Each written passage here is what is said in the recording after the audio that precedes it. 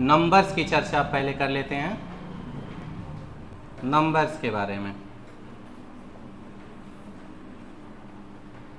और फिर नंबर से रिलेटेड बनने वाले क्वेश्चंस। तो नंबर्स की अगर हम लोग बात कर लें तो सबसे पहले नंबर्स में नेचुरल नंबर आप ले सकते हैं। नेचुरल नंबर को हम लोग क्या कहते हैं हिंदी में? प्राकृतिक संख्या।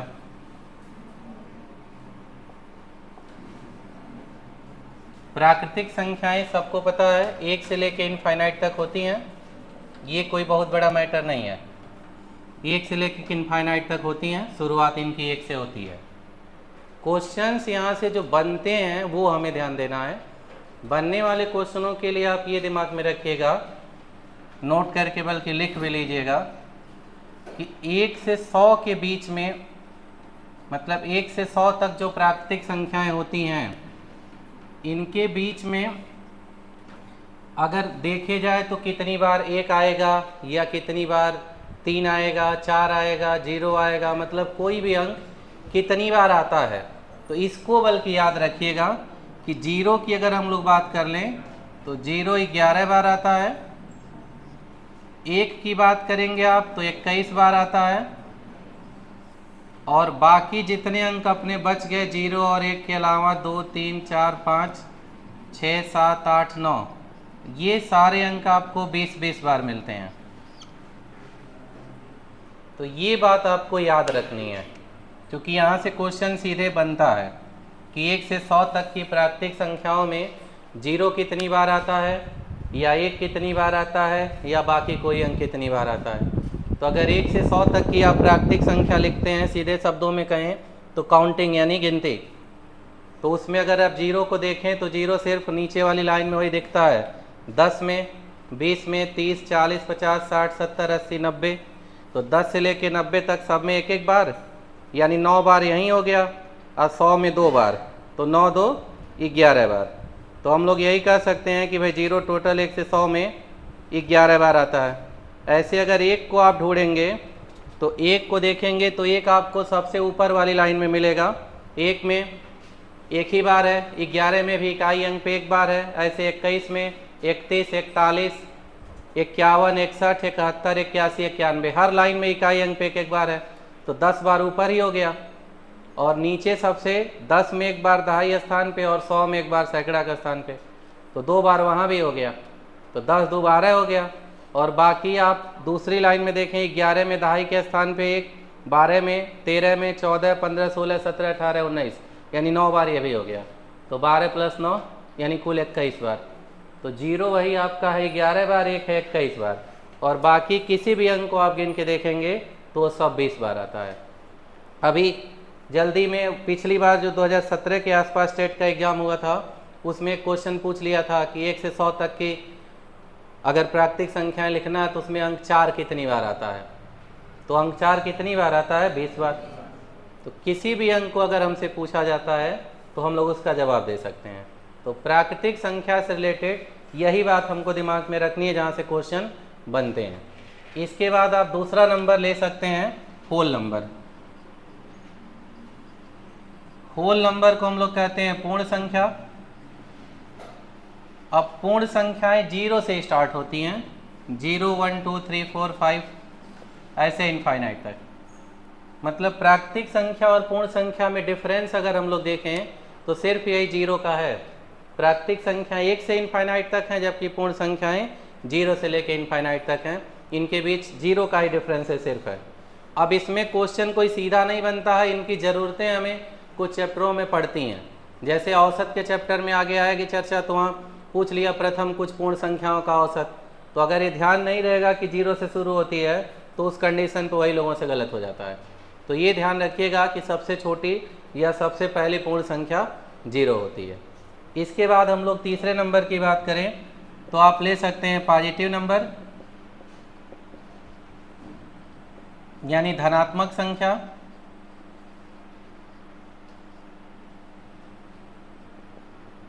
और इसके बाद नेगेटिव नंबर,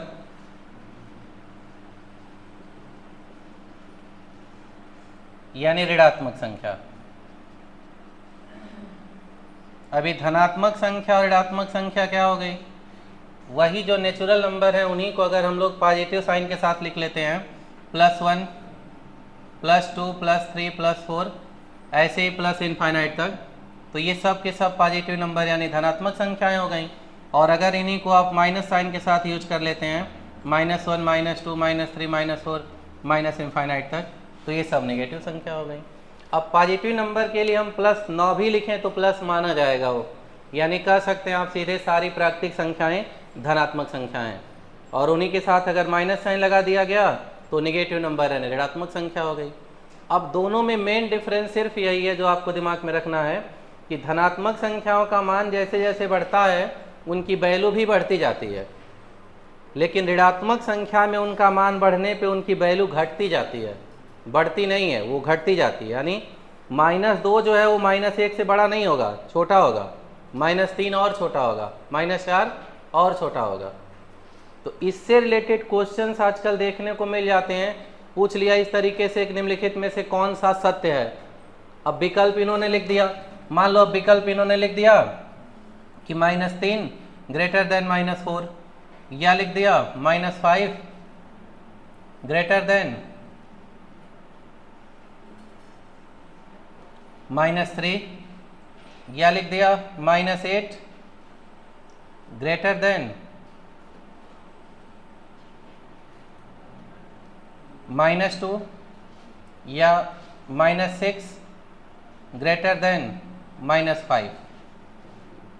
अब इसमें इन्होंने हमसे पूछा है कि कौन सत्य है। तो अगर हम ये बात दिमाग में रखेंगे कि भाई नेगेटिव नंबर देखने में जितना बड़ा होगा उसकी वैल्यू उतने छोटी होती है, उल्टा होता है, तो आराम से बता सकते हैं कौन सा सत्य है। नहीं तो नॉर्मली कोई सोचेगा तो कहेगा भाई ये तो तीनों सत्य दिख रहे हैं, लेकिन ऐसा है नहीं, इनकी वैल्यू बड़ी है तो उससे छोटा ही होगा।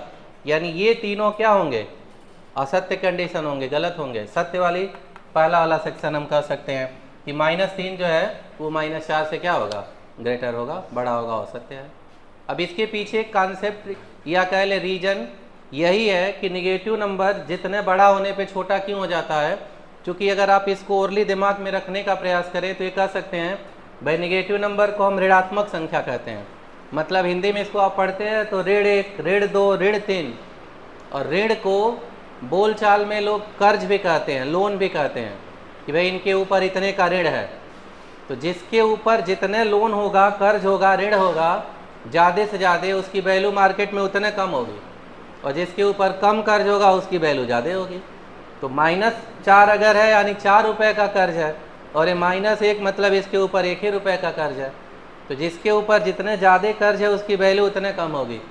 इसीलिए हम कह सकते हैं कि नेगेटिव नंबर जितने बड़ा दिखेगा उसकी वैल्यू उतने ही छोटी होगी। क्लियर रहेगा। 5वां नंबर आप ले सकते हैं इसके बाद रियल नंबर। रियल नंबर को हम लोग कहते हैं वास्तविक संख्या। अब इसके ऊपर ये चारों नंबर जो हम लोग पढ़े हैं ये सारे के सारे वास्तविक संख्या में आ जाते हैं। यानी कोई भी नेगेटिव नंबर या कोई भी पॉजिटिव या नेचुरल नंबर या होल नंबर, ये सब के सब रियल नंबर हैं। यानी -इनफाइनाइट से लेके -2 -1 इंक्लूडिंग 0 प्लस इनफाइनाइट तक जितने भी नंबर होते हैं ये सब के सब रियल नंबर में आते हैं। क्लियर है। तो ये 5 नंबर हम लोगों के सामने क्लियर हो गए, natural number, whole number, positive number, negative number और रियल नंबर। अब इसके बाद हम लोग देख लेते हैं अगले जो नंबर्स हैं।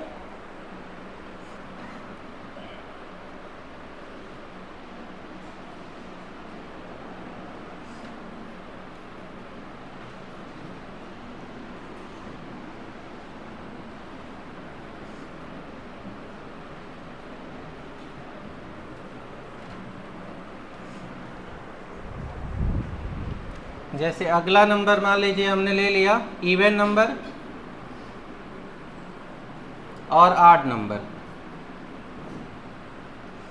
इवन नंबर को हम लोग कहते हैं सम संख्या और ऑड नंबर यानी विषम संख्या। तो ये भी बचपन से ही पता होगा सबको कि भाई जो संख्याएं 2 से डिवाइड हो जाती हैं, कट जाती हैं, वो सम संख्याएं हैं, और जो 2 से नहीं कटती हैं वो विषम संख्याएं हैं। तो 2 से कटने वाले नंबरों की बात कर लें तो 2, 4, 6, 8 ऐसे इनफाइनाइट तक ये सब सम संख्याएं हैं। और 2 से न कटने वाली संख्याएं 1, 3, 5, 7, 9, 11 इनफाइनाइट तक ये सब विषम संख्याएं हैं। तो इनसे कोई सीधा सेपरेट क्वेश्चन नहीं बनता है, बस एज ए जानकारी है, दिमाग में होना चाहिए। अगला नंबर प्राइम नंबर। यहाँ से कई सारे क्वेश्चन बनते हैं भाई। प्राइम नंबर को आप अभाज्य संख्या कहते हैं या इसी को रूढ़ संख्या भी कहा जाता है। अब होता क्या है प्राइम नंबर? तो प्राइम नंबर की डिफिनेशंस की अगर आप बात करें तो सीधे शब्दों में यही कह सकते हैं कि ऐसी संख्या जो 1 और स्वयं से कटे, इसके अलावा किसी तीसरे से न कटे, वही प्राइम नंबर यानी अभाज्य संख्या है। लेकिन ये डिफिनेशन उतनी सटीक है नहीं। ये वाली डिफिनेशन 1 के लिए फेलियर की कंडीशन एराइज करती है। लेकिन बचपन से आप पढ़ते यही आए हैं कि ऐसी कोई भी संख्या जिससे 1 और स्वयं से कट जाए, उसके अलावा किसी तीसरे से ना कटे, वो अभाज्य है। तो फिर होगा क्या जिस पे 1 भी फॉलो कर जाए? तो आप ये कह सकते हैं कि ऐसी संख्या जिसके केवल 2 फैक्टर हों, केवल 2 गुणनखंड हो, न 2 से कम गुणनखंड हो, न 2 से ज़्यादा गुणनखंड हो। और वो 2 गुणनखंड हो क्या? एक हो और एक खुद हो, तो वो संख्या अभाज्य संख्या कहलाएगी। अब 1 की बात करें तो 1 तो केवल एक ही गुणनखंड है, एक में भी स्वयं में भी, तो 1 अभाज्य संख्या में नहीं आती है। यही कुछ लोग गलती करते हैं, तो इसको दिमाग में आप रखेंगे कि 1 अभाज्य संख्या नहीं है। 2 की बात करें तो 2 1 से कटेगा, 2 खुद से भी कटेगा और उसके 2 गुणनखंड हो भी गए। तो 2 एक अभाज्य संख्या है और सबसे छोटी अभाज्य संख्या है। ये क्वेश्चन कई बार पूछा गया है कि सबसे छोटी रूढ़ संख्या या सबसे छोटी अभाज्य संख्या कौन होती है? तो 2 है। अब इसके आगे आप तमाम जानते हैं, 2 के बाद 3, 4, 3 के बाद 5, फिर 7, फिर 11, 13 ऐसे इनफाइनाइट तक। तो ये सारी की सारी अभाज्य संख्याएं हैं। अब यहाँ से जो क्वेश्चंस बन रहे हैं आजकल, वो आप ये दिमाग में रखिएगा नोट करके, बल्कि जैसे नेचुरल नंबर से बनता था वैसे इससे भी, कि 1 से 25 तक की जो प्राकृतिक संख्याएं होती हैं उनके बीच में अगर अभाज्य संख्याओं की हम बात करें तो 1 से लेके 25 तक की प्राकृतिक संख्याओं में कुल 9 अभाज्य संख्याएं होती हैं। ऐसे ही 25 से लेके 50 तक की प्राकृतिक संख्याओं में 6 अभाज्य संख्याएं होती हैं और 50 से लेके 100 तक की प्राकृतिक संख्याओं की अगर हम बात करें तो 10 अभाज्य संख्याएं होती हैं। तो ये तीनों बात भी आप जरूर याद रखेंगे, क्वेश्चन यहाँ से भी पूछा जाता है कि 1 से 25 के बीच में कितनी अभाज्य संख्याएं? तो 9, 25 से 50 तक के बीच में 6 और 50 से 100 तक के बीच में 10 अभाज्य संख्या होती हैं। अब अगर वो सीधे 1 से 50 हमसे पूछ ले तो हम कह सकते हैं 9 + 6 15 होगा, या 1 से 100 पूरा पूछ ले तो 9, 6, 15, 10, 25 हो जाएगा। क्लियर? दूसरी बात, इसी अभाज्य संख्या के अंतर्गत ये अभाज्य संख्याएं अपने आप में 2 प्रकार की हो जाती हैं, यानी इसके 2 टाइप्स हो जाते हैं, एक को प्राइम और दूसरा प्राइम ट्रिपलेट।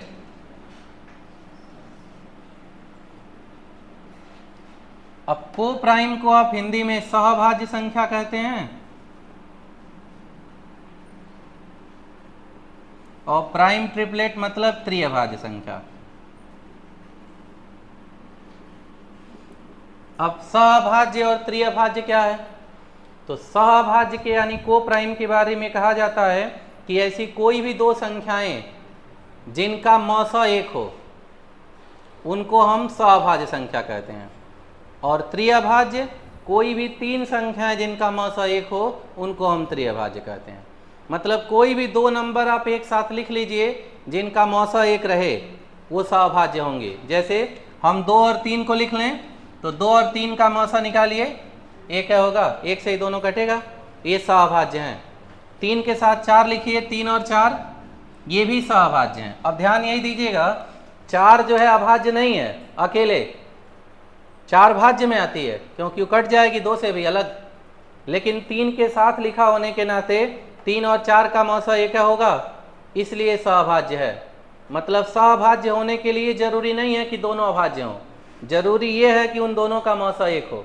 जिन दो संख्याओं का मौसा एक होगा वो सअभाज्य होंगे। और ऐसे त्रिअभाज्य के लिए कोई तीन संख्या एक साथ हों जिनका मौसा एक हो तो त्रिअभाज्य होंगे। जैसे 2 3 5, 5 8 9, इन सब के मौसा एक आएंगे तो फिर ये त्रिअभाज्य कहलाएंगे। तो इन पे भी क्वेश्चन आजकल पूछा जा रहा है, सीधे दे देता है निम्न में से कौन सी सअभाज्य संख्या है। अब हर ऑप्शन में दो दो विकल्प दे दिया। अब जिन दो का मौसा एक होगा समझ लो सअभाज्य है। या कौन सी सअभाज्य नहीं है, तो नहीं के सेक्शन पे क्या करता है कि कोई एक ऐसा होगा जिनका मौसा एक नहीं होगा, तीन सअभाज्य को फॉलो कर रहे होंगे। तो आप ये जानते रहिए कि सअभाज्य और त्रिअभाज्य है क्या। सअभाज्य कोई भी दो संख्याएं जो एक साथ लिखी गई हो मौसा एक हो सअभाज्य है, और त्रिअभाज्य कोई तीन संख्याएं एक साथ लिखी गई हो जिनका मौसा एक हो त्रिअभाज्य है। क्लियर। तो अभाज्य संख्या से रिलेटेड आपको लगभग हर बातें दिमाग में रखनी है।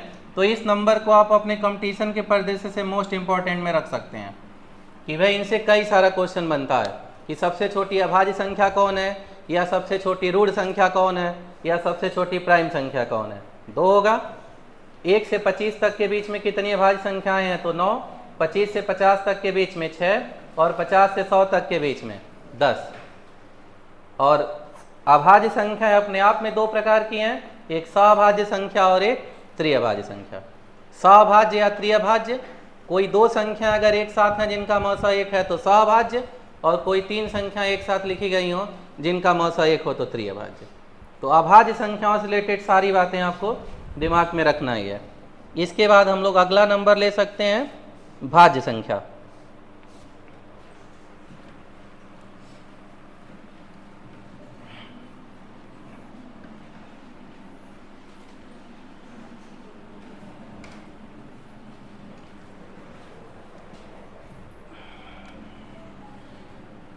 नंबर कितना है अगला,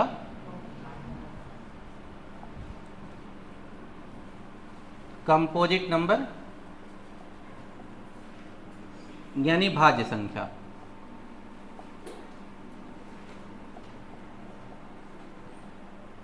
या इसी को संयुक्त संख्या भी कहा जाता है।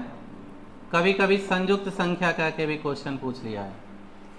तो अब होता क्या है, जो संख्या 1 और स्वयं के अलावा किसी तीसरे से भी कट गया वही आपकी भाज्य संख्या है। तो 1 2 3 तो किसी और से कटेगा नहीं, हाँ 4 कट जाएगा 2 से भी। तो सबसे छोटी भाज्य संख्या संयुक्त संख्या 4 होती है, उसके बाद 6, फिर 8, फिर 9, 10, ऐसे ही 100। तो इसमें बस एक बात ये दिमाग में रखनी है कि सबसे छोटी भाज्य संख्या या सबसे छोटी संयुक्त संख्या 4 है, और कोई बड़ी बात इसमें हमें ध्यान में नहीं रखना है। नेक्स्ट आप नंबर इसके बाद ले सकते हैं रेशनल और इर्रेशनल।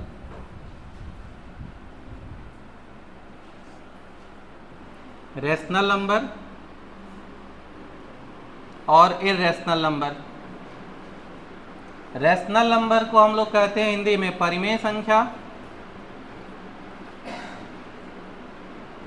और इर्रेशनल नंबर को अपरिमेय संख्या।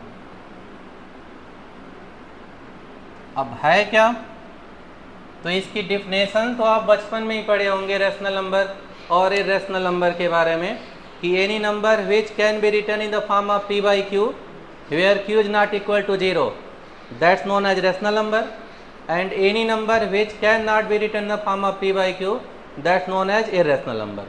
मतलब ऐसी कोई भी संख्या जिसे हम p बटे q के रूप में लिख सकते हैं जहाँ q का मान 0 न हो उसको हम परिमेय संख्या कहते हैं, और जिसे p बटे q के रूप में नहीं लिख सकते हैं उसे अपरिमेय संख्या कहते हैं। अब बात आती है किसको लिख सकते हैं किसको नहीं लिख सकते हैं। तो जितने होल नंबर थे अपने पूर्ण संख्याएं उन सबको हम लोग p बटे q के रूप में लिख सकते हैं। तो हम कह सकते हैं कि वो परिमेय संख्या है। यहाँ तक कि जीरो को भी, भाई जीरो को आप 0 बटे 1 लिख सकते हैं। कंफ्यूज कुछ लोग जीरो के साथ ही होते हैं क्योंकि पूछता है निम्न में से कौन सी परिमेय संख्या नहीं है, जल्दीबाजी में कुछ लोग जीरो मार देते हैं, लेकिन जीरो है परिमेय, क्योंकि जीरो को आप 0 बटे 1 लिख सकते हैं। भाई कहा गया है p बटे q के रूप में लिख सके जहाँ q 0 ना हो, तो q का मान 0 नहीं हो रहा है, वो तो 1 लिखा है। 2 लिख दें, 4 लिख दें, कुछ भी लिख दें, तो जीरो भी परिमेय संख्या है। बाकी एक को आप 1/1 लिख दें, 4/4 लिख दें, 5/5 लिख दें। ऐसे सारी की सारी पूर्ण संख्याएं परिमेय संख्या होती हैं। अब अपरिमेय फिर क्या है? तो जिसे हम p/q के रूप में नहीं लिख सकते वही अपरिमेय है। तो किसको नहीं लिख सकते? तो जितनी अपनी अभाज्य संख्याएं थी उसमें से किसी को भी अगर रूट में डाल दिया जाए तो उसका मान दशमलव में कुछ न कुछ आता रहेगा, कभी कंप्लीट नहीं होता है, तो उनको हम बटे में लिख नहीं पाएंगे, इसीलिए वो सारी की सारी अपरिमेय में आ जाती हैं। जैसे कड़ी में 2, कड़ी में 3, कड़ी में 5, ऐसे इनफाइनाइट तक किसी भी अभाज्य संख्या को अगर आप रूट में डाल दे रहे हैं तो फिर वो अपरिमेय संख्या की कैटेगरी में आ जाएगी। अब यहाँ ध्यान रखना आपको पाई के बारे में। पाई पे भी कुछ लोग कंफ्यूज होते हैं। तो पाई परिमेय है कि अपरिमेय है? तो पाई अपरिमेय संख्या है, परिमेय नहीं है वो। पाई भी अपरिमेय में है, क्योंकि कुछ लोग ये सोच लेते हैं कि पाई का मान 22/7 होता है तो p/q में है इसलिए परिमेय होगा, लेकिन ऐसा है नहीं। पाई का मान एग्जैक्ट 22/7 होता ही नहीं है। कहीं भी आपको पाई बराबर 22/7 लिखा हुआ ये नहीं मिलने वाला है। कहीं भी अगर आप देखेंगे ध्यान से तो ऊपर वाली लाइन थोड़ी ऐसे तिरछी होती है, लगभग बराबर को इंडिकेट करता है, यानी पाई का मान लगभग 22/7 होता है, 22/7 एग्जैक्ट नहीं होता है। इसीलिए पाई अपरिमेय संख्या हो, 3.141 समथिंग कुछ न कुछ आता रहता है। तो पाई अपरिमेय है, दिमाग में रहे। हाँ, अगर सीधे वो दे दिया 22/7 क्या है, तो 22/7 तो ऑलरेडी p/q के रूप में है, तो 22/7 किस में आएगा? परिमेय में आएगा। तो इनसे रिलेटेड आप यही दिमाग में रखिएगा, तीनों नंबर बस। यहाँ से क्वेश्चन ही सीधे बन जाते हैं। तो 0 और 22/7 तो परिमेय में है, लेकिन पाई किस में है? अपरिमेय में। क्लियर रहेगा? नेक्स्ट आप आ सकते हैं अगला number, imaginary number.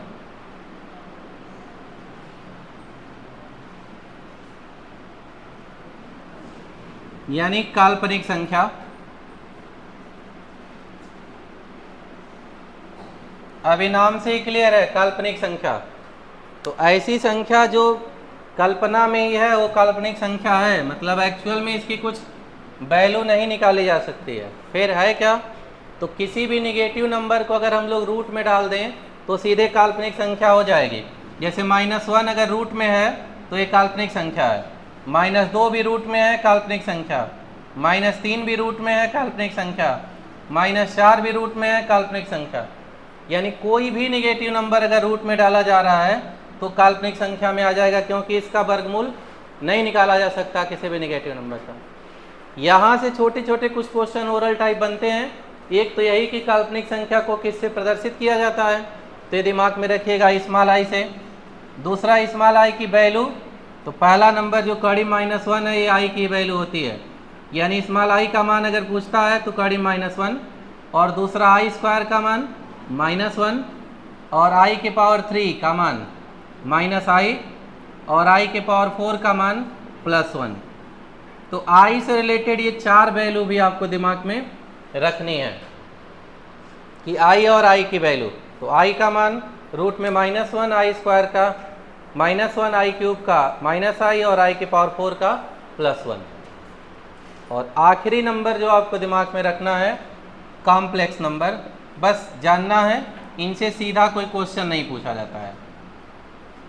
Complex number को कहा जाता है सम्मिश्र संख्या। अब है क्या है सम्मिश्र संख्या?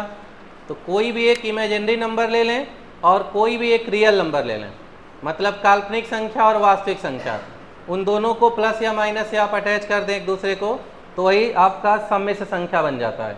जैसे वास्तविक संख्या में से मान लो हमने -2 ले लिया और काल्पनिक संख्या में से कड़ी -3 ले लिया। अब इनके बीच आप प्लस लगा दीजिए चाहे माइनस, ये संयुक्त रूप से अब सम्मिश्र संख्या है।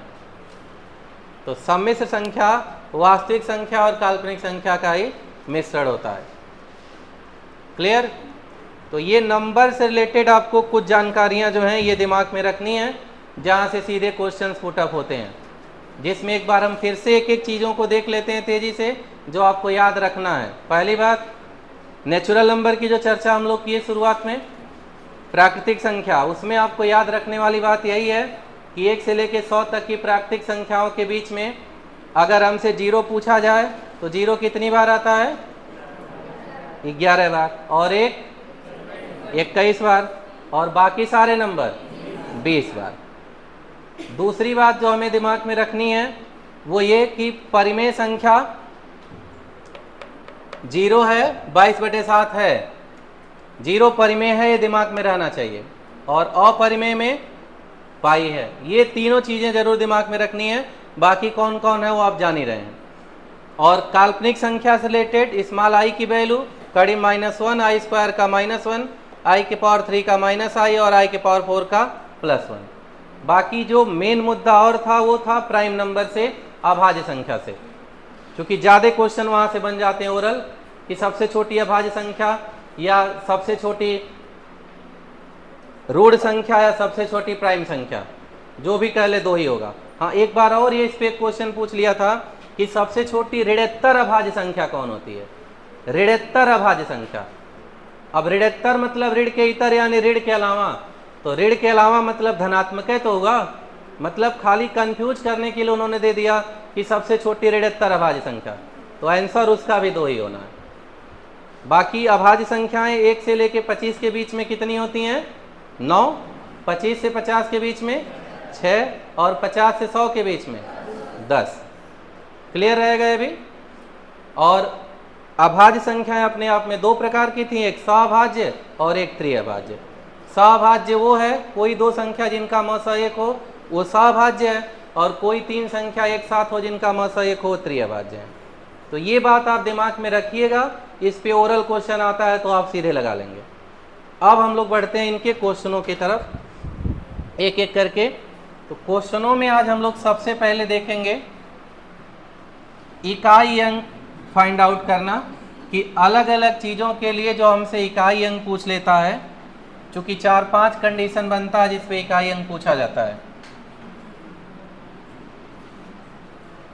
इकाई अंक निकालने के लिए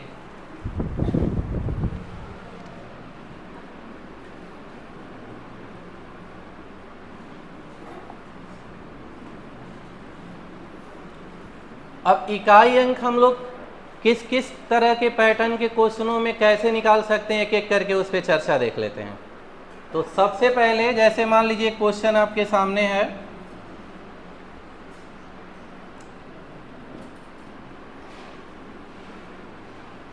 (343) पावर इस पे 2026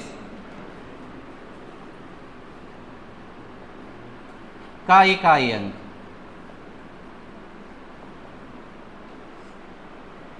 मतलब 343 के पावर अगर 2026 है तो इसका इकाई अंक क्या होगा, हमें फाइंड आउट करना है। तो किसी भी संख्या पे कितना भी बड़ा पावर लगा हो, अगर उसका इकाई अंक हमें निकालना हो, तो इसको निकालने का सीधा कॉन्सेप्ट ये होता है कि हमेशा जो पावर लगा है उस पावर के अंतिम 2 अंक को आप 4 से भाग दीजिए। 4 एज ए रूल याद रखें कि हम हमेशा पावर के अंतिम 2 अंक को 4 से भाग देंगे। 4 से ही भाग क्यों देते हैं, रीजन क्या है? तो उसके पीछे सीधा रीजन यही है कि किसी भी संख्या के ऊपर अगर आप पावर लगा के देखेंगे अलग अलग नंबर, तो इकाई अंक सिर्फ 4 तक बदलता है, उसके बाद वही रिपीट होने लगता है। जैसे कभी ध्यान दिए होंगे आप, 2 के पावर अगर 1 लगा दें 2 आएगा, 2 के पावर 2 लगाएंगे 4 होगा, 2 के पावर 3 लगा दें 8 होगा, और 2 के पावर 4 का मान 16। अब इसमें इकाई अंक देखिए, पावर 1 पे 2 है, 2 पे 4 है, 3 पे 8 है और 4 पे 6 है। लेकिन अब जैसे आप 2 के पावर 5 लगाएंगे इसकी वैल्यू 32 होगी। 32 में इकाई अंक 2 है, एकदम शुरुआत वाला वापस आ गया, यानी चेंज खाली 4 तक हुआ है। अब 2 के पावर आप 6 लगाएंगे 64 होगा, इकाई अंक 4, वापस यही 2 वाला। 2 के पावर 7 लगाएंगे 128, 8 आया, वापस शुरुआत वाला। 2 के पावर 8 लगा दें 256 होगा, 6 आ गया, वापस ये वाला। फिर इसके बाद आप देखेंगे 2 के पावर 9 लगाने पहला वाला ही होगा, यानी 4 तक ही इकाई अंक खाली चेंज होता है, उसके बाद वही रिपीट होने लगता है। इसीलिए हम पावर को हमेशा 4 से भाग दे देते हैं, और 4 से भाग दे के देख लेंगे शेष कितना बच रहा है। जितना शेष बचेगा बेस में जो इकाई अंक है उसके ऊपर पावर लगा के हम कैलकुलेट कर लेंगे, हमें इकाई अंक पता चल जाएगा। तो इसमें पावर अंतिम 2 अंक 26 है, 26 को आप 4 से भाग दीजिए, 2 शेष आएगा, और 2 शेष आने का मतलब बेस में इकाई अंक 3 है तो 3 के पावर 2, और 3 के पावर 2 मतलब 3 का वर्ग 9, यानी इस क्वेश्चन का आंसर हो गया कि इसका इकाई अंक कितना होगा, 9 होगा। तो किसी भी संख्या पे अगर कुछ पावर लगा है, इकाई अंक हमसे पूछा जा रहा है, तो एज ए रूल आप यही बात दिमाग में रखेंगे कि पावर के अंतिम 2 अंक को हमेशा 4 से भाग देंगे, जो शेष बचेगा उसको बेस के इकाई अंक पे पावर लगा कैलकुलेट कर लेंगे। तो यहाँ 26 को हमने पहले 4 से भाग दे दिया, 26 को 4 से भाग देने 4 6 24, 2 शेष आया, उस 2 को बेस के इकाई अंक 3 पे पावर लगा दिया, और 3 के पावर 2 मतलब 9, यानी इकाई अंक 9 है। हाँ, इसी में अगर एक बात और आप दिमाग में रख पाएँ नोट करके, तो और काम अपना आसान हो जाएगा कि यहाँ जो बेस में इकाई अंक है, अगर यहाँ पे 0 रहे, 1 रहे, 5 रहे या 6 रहे, इन 4 नंबरों में से अगर कोई भी नंबर है 0 1 5 6 में से, तो पावर कुछ भी लगा हो उसका इकाई अंक स्वयं होगा। हो 0 1 5 6 का इकाई अंक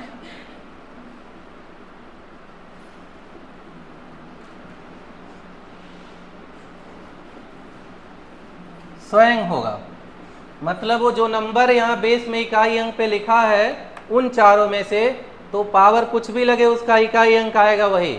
रीजन, आप भाग देते हैं 4 से तो शेषफल या तो 1 आएगा, या तो 2 आएगा, या तो 3 आएगा, और अगर पूरा कट गया तो 0 आएगा। तो शेषफल अगर 1 बचता है तो हम पावर 1 लगाते हैं, 2 बचता है तो पावर 2 लगा देते हैं, और शेषफल 3 बचने पावर 3 लगाते हैं। लेकिन अगर पूरा कट के शेषफल 0 आए तो 0 नहीं, पूरा 4 लगाते हैं। तो अब इन नंबरों में किसी पे भी आप 1 से लेके 4 तक आप पावर लगा के देखिए, तो इकाई अंक को खुद रहेगा, चेंज होगा ही नहीं। 0 की पावर 1 लगाएं तब भी 0, 0 की पावर 2 लगाएंगे तब भी 0, 3 4 लगा दें तब भी 0। वही कहानी 1 के साथ भी पावर लगा के देखिए, इकाई अंक 1 ही रहेगा। 5 के भी पावर लगा के 1 से 4 तक कोई भी देख लें, इकाई अंक 1 ही 5 रहेगा। और 6 पे कुछ भी लगाते हैं पावर 1 से लेके 4 तक, तो वहाँ भी इकाई अंक 6 रहेगा। इसीलिए 0 1 5 6 का इकाई अंक खुद होगा। उनके अलावा बाकी कोई नंबर अगर यहाँ बेस में है तो हम लोग पावर को 4 से भाग दे लें, और भाग दे के शेषफल देख लें। शेषफल अगर 1 2 3 में से कोई आता है तो वही लगा दें, लेकिन अगर पूरा कट के शेषफल 0 आता है तो हम 0 नहीं लगाएंगे, पूरा 4 लगाएंगे। ये कॉन्सेप्ट अगर दिमाग में हमारे है तो इस तरह के जितने भी क्वेश्चन होंगे हम लोग आराम से जवाब उनका ले सकते हैं। तो ये क्लियर होगा क्वेश्चन सबको। आइए तब इसी पे अगला एक क्वेश्चन सेल्फ, इसका जवाब निकालिए क्या होगा।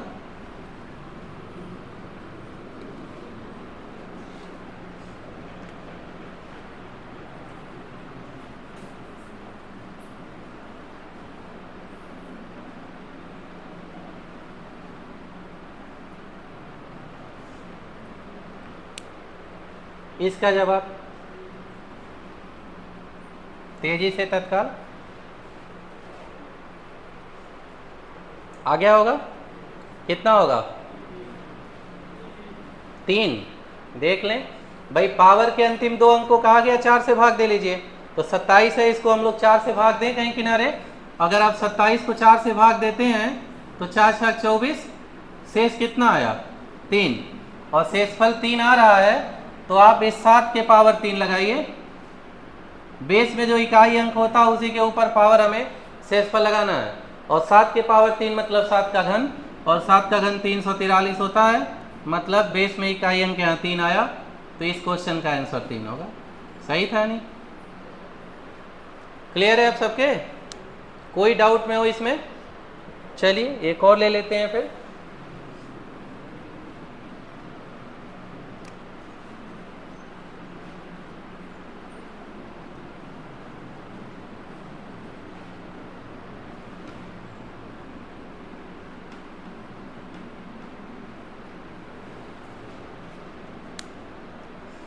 ट्राई करें इसका जवाब।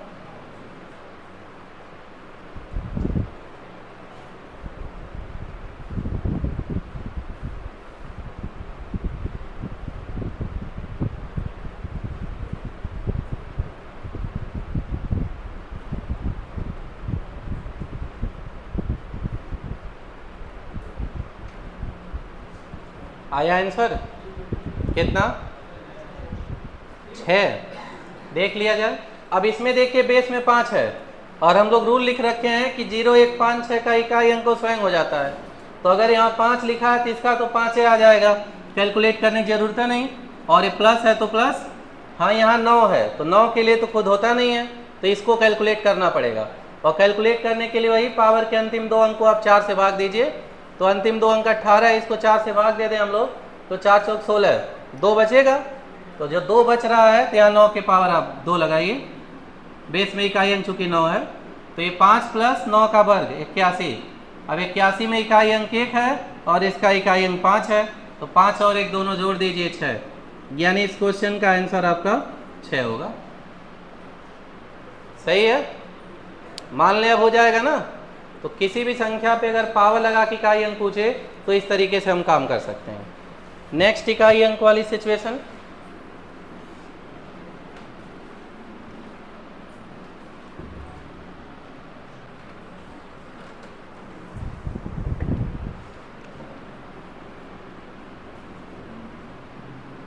फैक्टोरियल 217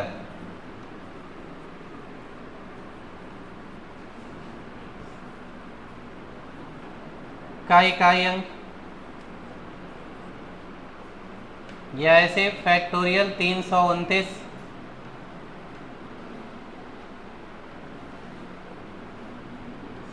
का इकाई अंक,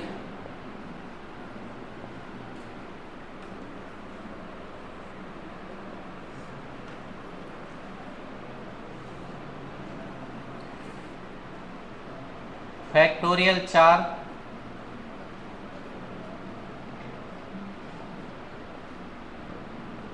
का इकाई अंक,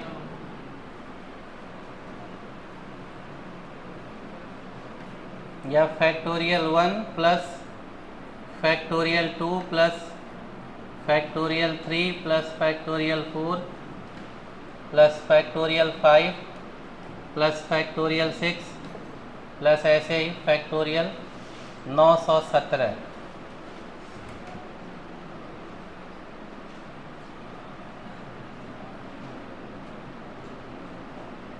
का इकाई अंक। अब यहाँ पे अलग अलग नंबर फैक्टोरियल के रूप में दे के इनका इकाई अंक पूछ रहा, तो हमें कम से कम पहले ये पता होना चाहिए भाई फैक्टोरियल का मतलब क्या होता है। तो किसी भी अंक के फैक्टोरियल का मतलब ये होता है उस अंक से लेके 1 तक जितने भी नंबर होंगे उनका गुणनफल। जैसे ये सबसे छोटा एक क्वेश्चन इसमें दिख रहा फैक्टोरियल 4 का इकाई अंक, तो इसको अगर आप देखें तो फैक्टोरियल 4 का मतलब होगा भाई, फैक्टोरियल को 2 तरह से लिखते हैं, एक तो ऐसे ही और नहीं तो कहीं कहीं आप देखेंगे थोड़ा सा तिरछा करके यल लिखा रहता है, इसको ही फैक्टोरियल ही पढ़ा जाता है। तो फैक्टोरियल 4 ऐसे भी आप लिख सकते हैं, फैक्टोरियल 4 ऐसे भी लिख सकते हैं। अब इसका मतलब ये होता है कि 4 से लेके 1 तक जितने भी नंबर हैं सबका गुणनफल। तो फैक्टोरियल 4 का 4 गुणे 3 गुणे 2 गुणे 1 होगा, यानी 4 दिया 12 दूना 24 गुणे 1 24। अब 24 में इकाई अंक कितना है 4, यानी फैक्टोरियल 4 का इकाई अंक कितना हो जाएगा 4 हो जाएगा। तो ये तो एकदम छोटा था, आराम से निकल गया। लेकिन अब फैक्टोरियल 217 फैक्टोरियल 329, अब फैक्टोरियल 217 का मतलब 217 से लेके 1 तक सबको लिखें, गुणा करें, उनका इकाई अंक फाइंड आउट करें, तो समय लग जाएगा। तो इसके लिए आप सिर्फ इतने दिमाग में रखिए कि अगर आप ध्यान दें फैक्टोरियल 1 की वैल्यू ये क्या होगी, फैक्टोरियल 2 की वैल्यू 2 गुणे 1 2 होगी, फैक्टोरियल 3 की वैल्यू 3 गुणे 2 गुणे 6 होगी, फैक्टोरियल 4 की वैल्यू 4 गुणे 3 गुणे 2 गुणे 1 24, और फैक्टोरियल 5 की वैल्यू 5 गुणे 4 गुणे 3 गुणे 2 गुणे 1 120। अब यही ध्यान देने वाली बात है, हमें सब बताना नहीं है, हमें तो केवल इकाई अंक बताना है ना। और जब इकाई अंक बताना है तो फैक्टोरियल 1 का इकाई अंक 1 आ रहा है, फैक्टोरियल 2 का 2 आ रहा है, फैक्टोरियल 3 का 6, फैक्टोरियल 4 का 4, सिर्फ यहीं तक चेंज है। इसके ऊपर अब किसी भी संख्या के फैक्टोरियल का इकाई अंक अगर आप फाइंड आउट करना चाहें तो आप देखेंगे सबका 0 ही आएगा। क्यों भाई, फैक्टोरियल 5 का इकाई अंक 0 आ गया ना, और जैसे आप देख रहे हैं फैक्टोरियल 5 का इकाई अंक 0 आ गया, तो अगर आप फैक्टोरियल 6 लिखेंगे तो फैक्टोरियल 6 का मतलब 6 से लेके आगे यही रहेगा, 5 से 4 3 2 1। तो अगर 6 के आगे यही रहेगा जिसमें 120 है, 120 में इकाई 0 है, तो 6 का गुणा 0 में करेंगे तो इकाई इसका भी 0 आएगा। इसके पीछे जो भी आए उससे हमें मतलब नहीं है, हमें तो इकाई अंक से मतलब है। तो अगर एक जगह इकाई अंक 0 आ गया है तो अब उसके ऊपर जिसका भी हम गुणा करेंगे तो 0 का गुणा चूंकि किसी में भी होता है तो 0 हो जाता है, तो आगे इकाई अंक सबका 0 रहेगा। तो इसको एज ए रूल आप याद रख लीजिए कि फैक्टोरियल 5 या फैक्टोरियल 5 से ऊपर किसी भी संख्या का इकाई अंक अगर हमसे पूछता है तो हमेशा 0 ही आएगा, वो नहीं चेंज हो सकता है। क्योंकि फैक्टोरियल 5 का इकाई अंक 0 आ गया तो अब आगे हम जिसका भी निकालेंगे 0 का उसमें गुणा होगा तो इकाई अंक पे 0 ही रहेगा, क्योंकि 0 गुणे कुछ भी हो 0 हो जाना है। तो जब ये हमारे दिमाग में बैठ गई बात कि भाई फैक्टोरियल 5 या उससे ऊपर सबका इकाई अंक 0 होता है, तो अब हम तुरंत कह सकते हैं कि फैक्टोरियल 217 बड़ा ही है, यानी इकाई अंक पे क्या आएगा 0 ही आएगा। फैक्टोरियल 329 इसका भी 0 आएगा। फैक्टोरियल 4 तक, यहाँ तक थोड़ा ध्यान देना है, फैक्टोरियल 4 का इकाई अंक क्या है 4 है, क्योंकि वहाँ तक चेंज है, जिसमें बहुत ध्यान नहीं देना। फैक्टोरियल 1 का इकाई अंक क्या होता है, फैक्टोरियल 2 का 2 ही होता है, फैक्टोरियल 4 का 4 ही होता है। बाकी सिर्फ चेंज है फैक्टोरियल 3, फैक्टोरियल 3 का इकाई अंक 6 है, वो निकाल भी सकते हैं उतना गुणा करके, उसमें कोई बहुत बड़ी बात नहीं है। बस फैक्टोरियल 5 और उसके ऊपर सबका 0 हो जाएगा। तो ये भी 0 हो गया, ये भी 0 हो गया, फैक्टोरियल 4 खाओ 4 होता है। अब इस क्वेश्चन पे थोड़ा सा ध्यान देना है। अब इसमें इन्होंने लिखा factorial 1 plus factorial 2 plus factorial 3, ऐसे फैक्टोरियल 917 तक प्लस किया है और हमसे इनका इकाई अंक पूछ रहा है। तो अगर प्लस के रूप में लिख रखा और उन सब का इकाई अंक पूछे तो बस आप देखिए फैक्टोरियल 1 का 1 होता है, फैक्टोरियल 2 का 2 होता है, फैक्टोरियल 3 का 6 इकाई अंक और फैक्टोरियल 4 का 4 है। अब इस फैक्टोरियल 5 से आगे सबका इकाई अंक 0 ही रहेगा, तो 0 कितनी बार भी जोड़ दें ज़्यादा थोड़ी ना हो जाएगा, वो तो 0 ही रहेगा। यानी हम कह सकते हैं कि फैक्टोरियल 5 के आगे जितना भी लिख रखा है इन्होंने उससे कोई फर्क नहीं पड़ता है, बस इतना जोड़ लेना हमें। तो 4 6 10 2 12 1 13 आ रहा, और 13 में इकाई अंक कितना है 3 है, तो इस क्वेश्चन का आंसर हो जाएगा 3। कि फैक्टोरियल 1 से लेके आगे जहां तक भी प्लस लिख रखा हो इकाई अंक उसका 3। कंफर्म? तो माना जा सकता है फैक्टोरियल से रिलेटेड भी अगर क्वेश्चन रहे इकाई अंक हमें बताना हो तो निकाल सकते हैं हम लोग। अब तीसरी बात, इकाई अंक जब मल्टीप्लिकेशन के रूप में दे करके हमसे इकाई अंक पूछ लेता है, गुणनफल के रूप में लिखा हो अलग अलग डिजिट, वो सबसे आसान होता है, उसको भी देख लीजिए।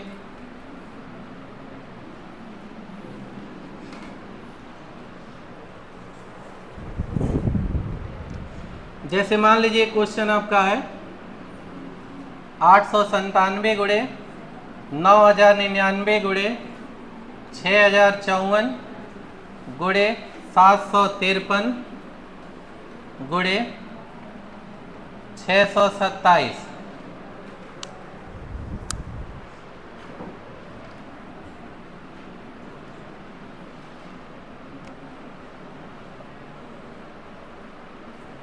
के गुणनफल का इकाई अंक।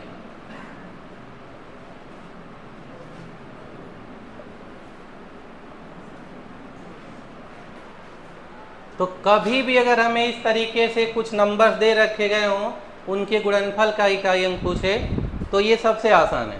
इसमें करना क्या, चूंकि इकाई अंक ही बताना है तो हम खाली इकाई अंकों का मल्टीप्लिकेशन करते चलें, गुणा कर डालें। उसमें भी अगर गुणा करते समय कहीं 2 अंक आए तो वहाँ से भी इकाई अंक उठा लीजिए। जैसे इस वाले में इकाई अंक देखिए 7 है, यहाँ 9 है, तो 7 का 9 में गुणा करेंगे 7 9 63 होगा। अब 63 में 2 अंक हो गया तो यहाँ से इकाई अंक 3 लीजिए, 3 का गुणा अगले इकाई 4 में करिए, 3 4 12 होगा। 12 में इकाई 2 है, 2 का गुणा अगले इकाई 3 में, 2 3 6 होगा। अब 6 का गुणा अगले इकाई 7 में, 6 7 42। अब 42 में इकाई अंक 2 है, इसलिए इस क्वेश्चन का आंसर हम कह सकते हैं 2। मतलब खाली इकाई अंकों का आप गुणा करते चलें। जैसे सबसे पहले 7 था, 7 का 9 में गुणा 63, 63 में 2 अंक हो गया तो इकाई अंक 3, 3 का गुणा अगले इकाई 4 में, 12 में भी 2 अंक है, तो इकाई 2, 2 का गुणा अगले इकाई 3 में 6, 6 का गुणा अगले इकाई 7 में 42, 42 में इकाई अंक 2 है तो आंसर 2 होगा। कंफर्म होगा। सेम इसी पे का अगला क्वेश्चन लिखिए, खुद इसका आंसर तत्काल निकालिए।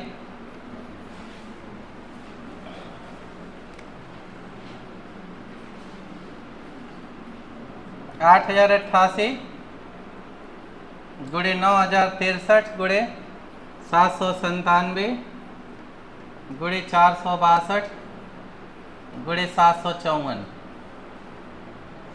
के गुणनफल का इकाई अंक। तत्काल निकाल के आंसर लिखें अपना अपना।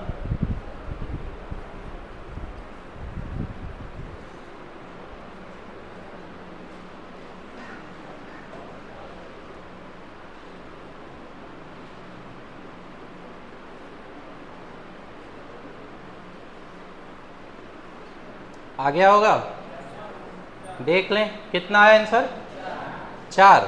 देखा जाए, इसका इकाई 8 है, इसका 3 है, 8 गुणे 3 24। अब 24 में 4 है इकाई अंक, तो 4 का गुणा अगले इकाई 7 में 4 7 28, 28 में 8 है, तो 8 का गुणा अगले इकाई 2 में 8 दूना 16, 16 में 6 है, तो 6 का गुणा अगले इकाई 4 में 6 चौ 24। अब 24 में इकाई अंक 4 है, इसलिए इस क्वेश्चन का आंसर होगा 4।